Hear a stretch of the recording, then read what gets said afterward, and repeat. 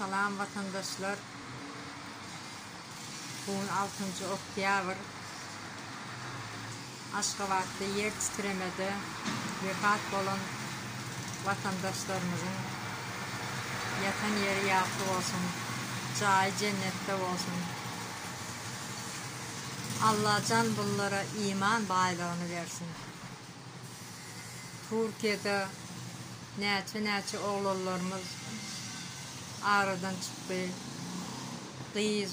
Kıyızlarımız, ayal doğullarımız, bunların yatan yerleri yaxşı olsun.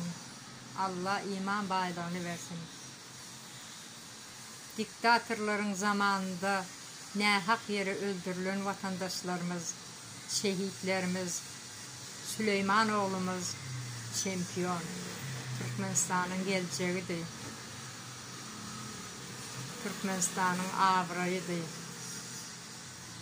Bunun vahşilerce öldürdüler.